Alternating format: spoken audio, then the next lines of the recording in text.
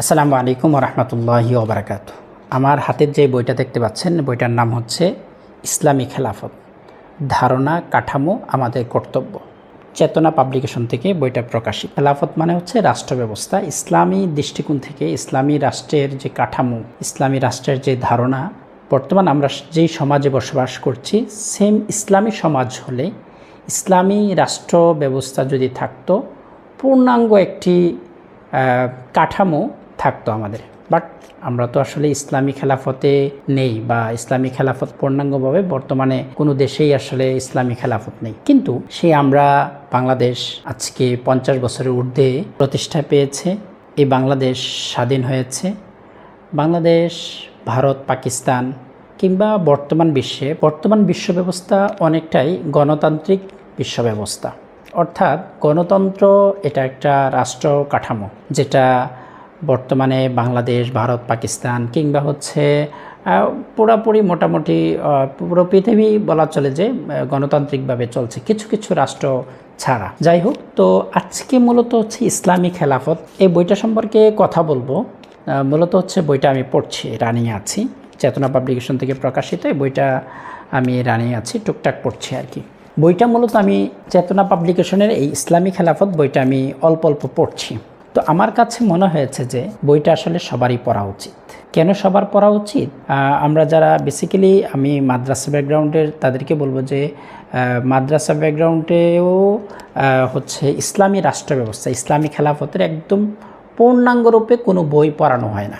হ্যাঁ, কিছু কিছু আছে, খেলাফতের রাশেদা আছে, আরও কিছু হয়তো বিভিন্ন সিলেবাসে হয়তো থাকতে পারে টুকটাক। বাট একদম পূর্ণাঙ্গভাবে ইসলামী খেলাফতের যে একটা অবকাঠামো, ইসলামী রাষ্ট্রের যে ডিফেন্সিভ এবং হচ্ছে রাষ্ট্র কাঠামো, আইন, প্রশাসন এবং হচ্ছে জনগণের টোটাল একটা কমপ্লিট একটা রাষ্ট্র ব্যবস্থার যে কাঠামো, সেটা আসলে কোনো সিলেবাসে নেই। না এটা কওমি মাদ্রাসায় আছে, না এটা আলিয়া মাদ্রাসায় আছে, বা জেনারেল লাইনে তো নেই। স্কুল, কলেজ, ইউনিভার্সিটি তো সেখানে থাকার কথা না। হয়তো ইসলামের ইতিহাসে টুকটাক কিছু হয়তো অধ্যায় এসছে। যাই হোক, আমি আসলে এই বইটা সবাইকে পড়তে বলবো এই কারণে, আমি মূলত হচ্ছে আমি রাষ্ট্রবিজ্ঞানের স্টুডেন্ট। তো আমি রাষ্ট্রবিজ্ঞানের স্টুডেন্ট হিসাবে, কিংবা হচ্ছে অনলি রাষ্ট্রবিজ্ঞানের স্টুডেন্ট এই কারণে না, সবাইকে বলবো যারা নাকি রাষ্ট্রে আমরা বসবাস করি, যারা আমরা চাই যে ইসলামকে ধারণ করি। বাংলাদেশ তো হচ্ছে প্রায় 90-95% মুসলিম, বাট আমরা কিন্তু একটা গণতান্ত্রিক রাষ্ট্রে বসবাস করছি। আসলে দীর্ঘদিন আমরা এভাবে গণতান্ত্রিক একটা রাষ্ট্রে বসবাস করতে করতে আমরা ভুলে যাই যে ইসলামী খেলাফা বা ইসলামী রাষ্ট্রের যে একটা কাঠামো আছে, ইসলামী রাষ্ট্রের যে একটা পূর্ণাঙ্গ একটা ব্যবস্থা আছে বা বিচার ব্যবস্থা। আমরা এই যে বর্তমানে যে বিচার ব্যবস্থা দেখি, বর্তমান বিচার ব্যবস্থা আসলে স্বচ্ছ কিনা, বা এটা হচ্ছে বাহ্যিক দৃষ্টিতে আর কি। বাট ইসলামী খেলাফত রাষ্ট্রে একটা রাষ্ট্রীয় বিচার ব্যবস্থা আছে। অর্থাৎ ইসলামী খেলাফত টোটালি এটা হচ্ছে আমাদের আল্লাহ প্রদত্ত, আল্লাহ সুবহানাহু ওয়া তাআলা আমাদের যে ইন্নী জাইল ফিল আরদি খলিফা, আল্লাহ সুবহানাহু ওয়া তাআলা যে দুনিয়াতে খলিফা প্রেরণ করবেন বা খলিফা প্রেরণ করেছেন, বা এখনও খলিফা হওয়ার পসিবিলিটি আছে, বা যেখানে ইসলামী খেলাফত প্রতিষ্ঠা হওয়ার এখনও কিন্তু সমূহ সম্ভাবনা আছে, বা যে কোনো জায়গায় হইতে পারে। তো সেই জায়গা থেকে আল্লাহ সুবহানাহু ওয়া তাআলার প্রদত্ত আইন প্রয়োগ করে জীবন ব্যবস্থা পরিচালনা করা, বা ডিফেন্সিভ, বা হচ্ছে পুরো ওয়ার্ল্ডের যে একটা রাষ্ট্রে ব্যবস্থা যে চলছে, বর্তমানে তো গণতন্ত্র চলছে, সেখানে ইসলামী খেলাফা হলে পূর্ণাঙ্গ একটা রাষ্ট্র ব্যবস্থা কেমন হবে, এই ধারণাটা বইটাতে আপনারা পাবেন।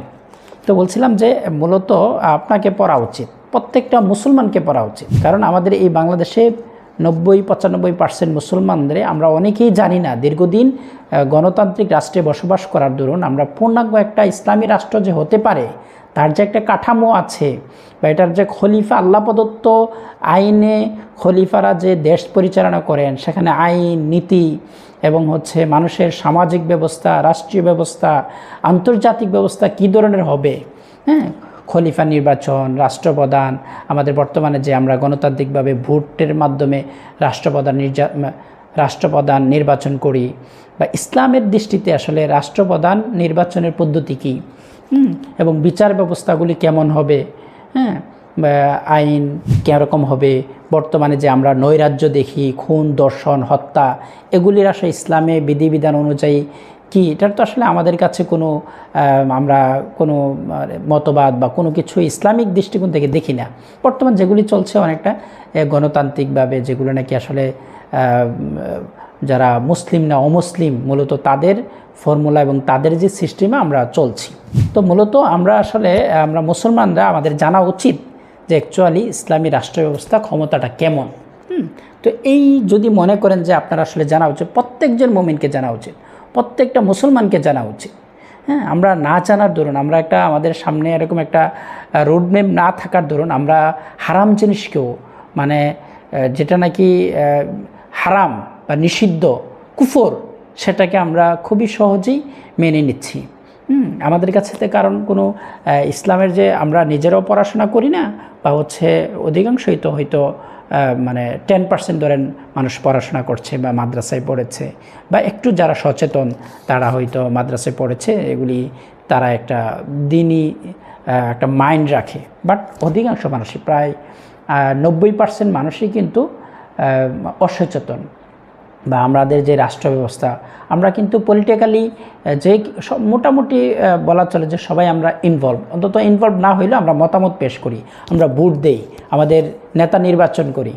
সো নেতা নির্বাচনের ক্ষেত্রে আমি যে ভোট দিচ্ছি, আমি যে নেতা একজন নির্বাচন করছি, নির্বাচিত করে দিচ্ছি, সে যে সংসদে গিয়ে আইন পাশ করছে, আইন প্রণেতা হয়ে যাচ্ছে, আইন প্রণেতায় মানুষ হতে পারে কিনা, আমরা যে এই যে আধুনিক মানে রাষ্ট্র যারা পরিচালনা করছে তাদের আসলে মানে ডিরেক্ট ইনডাইরেক্ট আমরা আসলে তাদের গোলামি করছে কিনা, বা আমরা যে আজকে আমাদের যে অর্থব্যবস্থা, সে অর্থব্যবস্থার মধ্যে আমরা আসলে অ্যাকচুয়ালি স্বাধীন কিনা, আমরা সেই যে অর্থের যে সিস্টেম, অর্থনৈতিক জীবনের যে মানে সুদভিত্তিক অর্থব্যবস্থা, এটা ছাড়া বিকল্প কোনো পদ্ধতি আছে কিনা, ইসলামিক কোনো অর্থনীতি আছে কিনা, এসব ব্যাপারে আসলে আমরা ভাবতেই পারি না।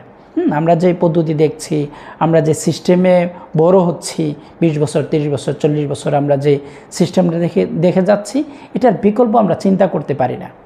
সো আমি মনে করি প্রত্যেকটা মুসলমানকে এরকম বিকল্প চিন্তা করা উচিত। রাষ্ট্রের আসলে প্রতিটা ধাপ, আমরা তো মানে ফেসবুক বা সোশ্যাল মিডিয়া চালানোর দরুন আমরা রাষ্ট্রের বিভিন্ন কাঠামো, রাষ্ট্রের বিভিন্ন পদ্ধতি আমরা জানি। হ্যাঁ, অলরেডি আমরা রাষ্ট্রের কাছ থেকে বিভিন্ন ফায়দা নিচ্ছি। অর্থনৈতিকভাবে আমরা ব্যাংক ব্যালেন্স, কিংবা সামাজিকভাবে বিচার আচার, এবং রাষ্ট্রীয়ভাবে আমাদের নীতি, বিভিন্নভাবে আমরা কিন্তু এই যে মানে এই রাষ্ট্র ব্যবস্থা বা গণতান্ত্রিক রাষ্ট্র ব্যবস্থার ফল আমরা ভোগ করছি। ফল ভোগ করতে পারি, এটা ভালো হইতে পারে, খারাপ হইতে পারে।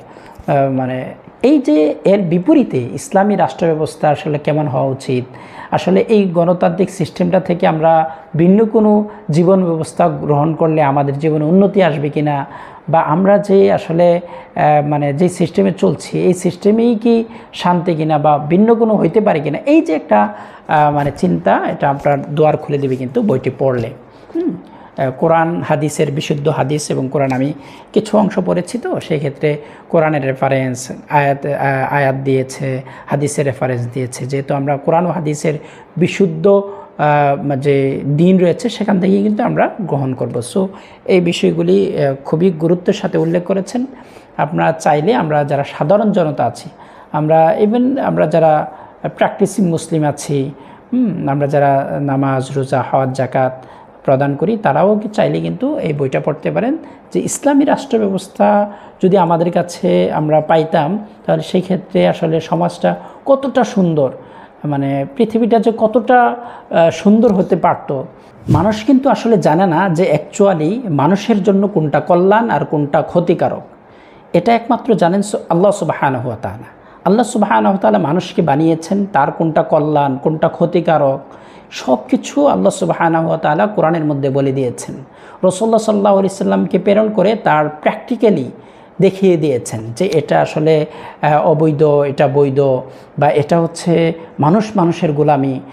আসলে অ্যাকচুয়ালি আমরা আল্লাহ সুবহানাহু ওয়া তাআলার গোলাম। আমরা মূলত আল্লাহ সুবহানাহু ওয়া তাআলা যেভাবে বলেছেন সেভাবেই চলতে হবে। যারা মুসলিম নয় তারা কিন্তু তাদের একটা মানবরচিত একটা ধর্ম বা মানবরচিত একটা রাষ্ট্র ব্যবস্থা, সমাজ ব্যবস্থা আমাদের উপর চাপিয়ে দিয়েছে। সেটা কতটুকু ফলপ্রসূ সেটা আপনারা দেখতে পাচ্ছেন, বা সেটা আসলে কতটা মানুষের জন্য নিরাপদ, কতটা মানুষের জন্য কল্যাণকর সেটা আপনারা দেখতে পাচ্ছেন।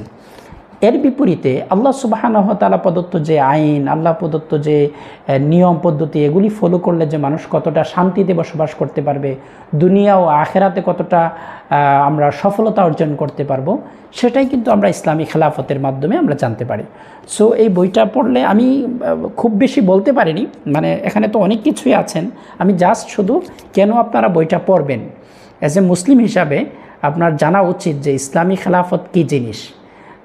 আমাদের যারা এমপি মন্ত্রী আছে, তারা যে আইন প্রণয়ন করে সংসদে, তারা আসলে আইন প্রণয়ন করার ক্ষমতা রাখে কিনা, না আল্লাহ সুবহানাহু ওয়া তাআলা প্রদত্ত কোরআনিক আইন আমি আসলে মানতে বাধ্য, এই বিষয়টা মানে জানার জন্য হলেও, এবং যে আজকে যে অকারেন্স, দুর্নীতি, অন্যায়, যে নির্যাতন নিপীড়ন চলছে, এর বিপরীতে এর যে শাস্তি কী হতে পারে, মানুষ কীভাবে এগুলি থেকে পরিত্রাণ পেতে পারে, কোন ফর্মুলায় তারা এগুলি থেকে পরিত্রাণ পেতে পারে, সুন্দর একটি সমাজ, সুন্দর একটি রাষ্ট্র, নিরাপদ একটি জীবন পরিচালনা করতে পারে, দুনিয়া ও আখেরাতের কল্যাণ থাকতে পারে, এমন চমৎকার একটা কিন্তু ইসলামী খেলাফত ব্যবস্থা আমাদের ছিল। হ্যাঁ, সেটা যদি পুনরায় প্রতিষ্ঠা হয় তাহলে কেমন হয়, বা সম্ভাবনা আছে কি না, এই বিষয়গুলি আসলে আমাদের চিন্তা করা উচিত, আমাদের ফিকির করা উচিত, আমাদের বোঝা উচিত। হ্যাঁ, অ্যাকচুয়ালি যদি আমরা আসলে এসব নিয়ে যদি না চিন্তা করি, আমরা যদি সমাজকে চেঞ্জ না করতে চাই, আমরা যদি এই জাহিলি সমাজকে আল্লাহ সুবহানাহু ওয়া তাআলার বিপরীতে একটা মানুষের মানে চাপিয়ে দেওয়া যে একটা বিধান, মানুষের চাপিয়ে দেওয়া যে একটা রাষ্ট্র ব্যবস্থা, মানুষের চাপিয়ে দেওয়া যে একটা গোলামি রাষ্ট্র ব্যবস্থা আমরা যেটা যাপন করছি, এটা থেকে পরিত্রাণ কীভাবে পেতে চান, এটা থেকে কিভাবে আমরা পরিত্রাণ পেতে চাই, সেটা কিন্তু আসলে আমাকেই খুঁজে নিতে হবে, আমাকে আপনাকেই কিন্তু চিন্তা করতে হবে যে আসলে অ্যাকচুয়ালি আমাদের কি করা উচিত, বা আমাদের আসলে আমরা যেই সমাজ ব্যবস্থায় আছি এটাই কি আমাদের জন্য সফলতা কিনা, এটা আসলে আমাদের চিন্তা করা উচিত, আমাদের ফিকির করা উচিত, আমাদের আসলে খোঁজা উচিত অ্যাকচুয়ালি একদম হৃদয় থেকে। মানে আপনি যদি মনে করেন না আসলে খাই দাই বা চলছি ফিরছি সব আমি ভালো আছি, এটাই কিন্তু আসলে জীবন না, এটাই কিন্তু, কারণ আমাদের তো আখেরাত আছে, আমরা তো আখেরাতে সফলতা চাই, দুনিয়া এবং আখেরাতে সফলতা চাই। ইভেন যদি আপনি ইসলামী খেলাফত প্রতিষ্ঠা হয়, আমি বিশ্বাস করি যে দুনিয়াতেও আপনি ভালো থাকবেন, দুনিয়াতেও আপনি নিরাপদ থাকবেন, দুনিয়াতে আপনি স্বাধীনের সাথে আপনি বাঁচতে পারবেন, আপনি এবং কমফোর্ট জোনে আপনি থাকতে পারবেন। এখন তো আমরা অনিরাপদ। হ্যাঁ, আমরা পৃথিবীতে আসলে মানুষ রচিত যে আইন, এগুলি আসলে মানুষকে শোষণের একটা মাধ্যম, মানুষেরকে মানে জুলুমের একটা হাতিয়ার। এই রাষ্ট্র ব্যবস্থাগুলি কখনই আমাদের জন্য কল্যাণকর নয়, দুনিয়া তো না, আখেরাত তো নাই, কারণ আখেরাত তো এগুলোর জন্য আল্লাহর বিপরীতে আইন করে কি আখেরাত পাওয়া যাবে? কখনোই না। সুতরাং আমরা কিন্তু কোনো না কোনোভাবে কিন্তু রাষ্ট্রীয় আইনের মানে শোষণ হচ্ছি, বা রাষ্ট্রীয় আইনে কিন্তু আমরা চলছি। সো আমরা এই শাসন ব্যবস্থাটা ইসলামী শাসন ব্যবস্থার সাথে আমরা একটু কম্পেয়ার করে দেখি যে আসলে আমাদের ইসলামী শাসন ব্যবস্থাটা কেমন হওয়া উচিত, বা ইসলামী শাসন ব্যবস্থাটা প্রতিষ্ঠা হইলে আমাদের আসলে দুনিয়ার জীবন উন্নতি হবে কিনা, এগুলি আমরা কিন্তু খুঁজে দেখতে পারি। এই বইটা আপনাকে সহায়তা করবে আপনার জীবনে। আমরা কিন্তু এই যে আজকে 24-এর বাংলাদেশ দেখেছি, তার আগে দীর্ঘ একটা সময় 17 বছর স্বৈরাজ শাসন ছিল, বা এই যে একটা বলেন যে এখনও যে একদম ভালো হয়ে গেছে ব্যাপারটা এমন না, হয়তো সিস্টেমটা কিছুটা চেঞ্জ হয়েছে। সো একেবারে যদি আমরা মনে করি যে না এই টোটাল সিস্টেমটাকে আমরা চেঞ্জ করে এর চেয়েও বেটার আমরা কোনো ইসলামী সমাজ ব্যবস্থা আমরা দেখতে চাই, আমরা একটা সুন্দর সমাজ যেখানে শোষণ থাকবে না, নির্যাতন থাকবে না, যেখানে আসলে মানুষের অধিকার সুন্দরভাবে প্রতিষ্ঠা পাবে, আল্লাহ সুবহানাহু ওয়া তাআলার যে নীতি আদর্শ আমাদের মাঝে যদি আমরা অ্যাপ্লাই করি, তাহলে আমরা আসলে অ্যাকচুয়ালি শান্তির একটা জীবন পাবো। এরকম যদি আমরা কেউ চাই, বা আমরা অবশ্যই চাই, আমরা সবাই তো চাই, সো তাদেরকে বলবো যে এই বইটা আপনি পড়েন। তা আপনি ইসলামী রাষ্ট্রের একটা কাঠামো আপনি কিভাবে হতে পারে এটা আপনি পড়েন এবং বুঝেন। আশা করছি আপনার মানে চিন্তার জগতে এবং বর্তমান যে প্রেক্ষাপট দুটোর সাথে আপনি যদি মিলান, কম্পেয়ার করেন, সেক্ষেত্রে আপনার কাছে একটা সুন্দর একটা আলোক রশ্মি প্রকাশিত হবে। আশা করছি বইটা যদি আপনি পড়েন আপনার জন্য খুবই ফায়দা হবে। যদি আপনারা বইটা সংগ্রহ করতে চান সেক্ষেত্রে চেতনা পাবলিকেশনের সাথে যোগাযোগ করতে পারেন, অথবা আপনি আমার ইনবক্সে করলেও আমি তাদের ইনফরমেশন দিয়ে দিতে পারবো। আসসালামু আলাইকুম ওয়া রাহমাতুল্লাহ।